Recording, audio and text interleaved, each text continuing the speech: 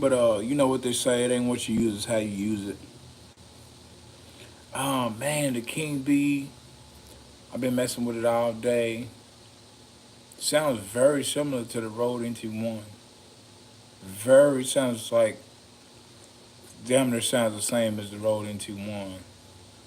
Um, Dark, crispy, uh, got a little bit of grittiness. It's got that dark, grungy tone to it. Um, the Rode NT1 and the Rode NT1 and the King B2, they kind of remind you of some dark microphones. They got that flat response, flat frequency response through the graph. They remind you of dynamic microphones a lot, as far as the dark tonality um, of the two. They have that dynamic um, presence about them. Sound. If I'm even making sense, I'm kind of loaded right now. Um, they kind of have that dark, slightly shrill, slightly grungy, slightly clarity, crispiness, smooth cut through, easy EQ, nice tone to them, I guess you could say. Me personally, I have a raspy voice. All microphones is different for every person on earth. Um, I feel I like my voice is raspy.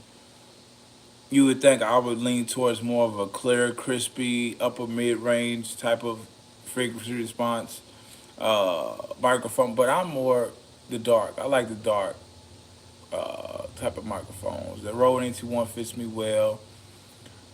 Clean, man. I love it. Now I might just start mixing the two up, get another stand, record the Rode NT1 with the King B2, and see how they match up with each other. I should try that, and really, I could really get a clear hearing on how they both sound each other. Cause I'm just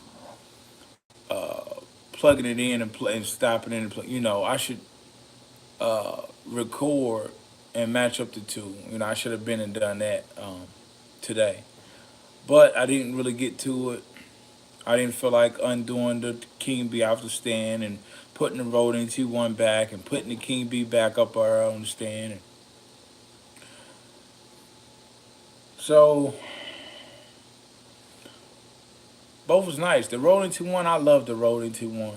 The Rode NT1 is probably one of my favorite mics I've ever purchased. One of the best purchases. I was thinking about selling it a few times, a lot of times.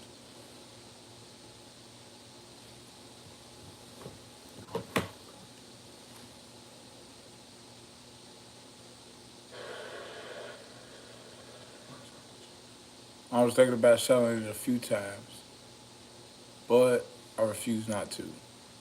Something always tells me not to sell it. It's got the big gold capsule.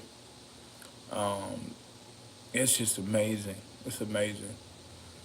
I might end up selling the King B2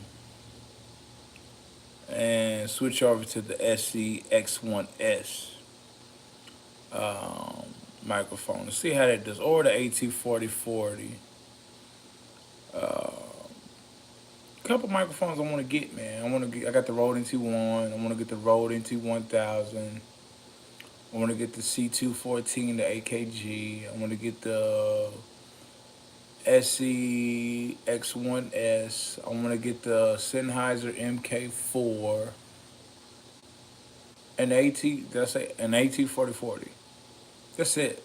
I done had so many mics. I done had some of the coldest mics. I done had blue mics. I done had MXL mics. I done had, but if it ain't pushing right there next to that Newman quality, I don't want it. You know, Aston has pretty good mics. I get the Aston Spirit or the Origin. Test out one of those too, just to see how they do. I had the Audio Technica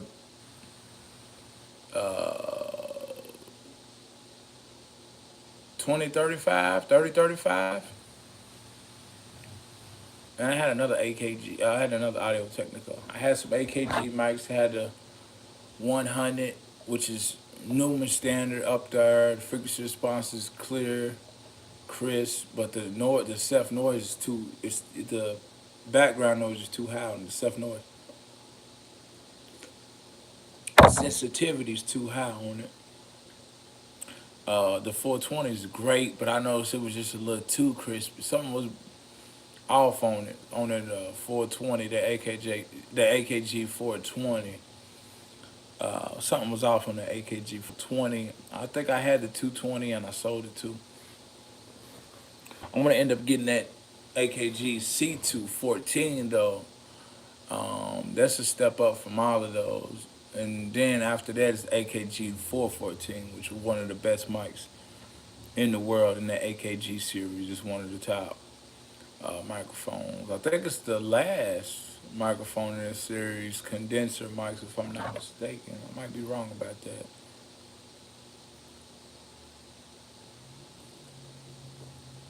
MXLs, I've never felt those. Those is like Walmart brand mics, trash.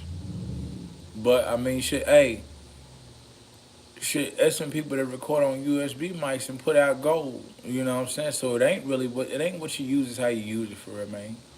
You can have the fucking clearest, crispiest, dopest mic, and you ain't gonna make a hit track. You know what I'm saying? You got motherfuckers out there. You got the cheapest fucking mic, cheapest sound quality, but their mix is on point, so cold. You know what I'm saying? The shit sound like $1,000,000. So it's just all on how you use your shit. You know what I'm saying? Don't go out and spend all your money on bullshit, man. That's just one of my habits. I need to get off that too. You know, we all have that materialistic habit of keep upgrading and think this and what we already have, but what we already have, it works perfectly fine. Nothing's wrong with it. But we see something else that it might be a higher quality, or we might think it's a high, which is really not. What we got is already gold, and we just don't recognize it yet, or we just haven't recognized it yet. And that's just what it is, man. You know. So just all on how you use things. You know.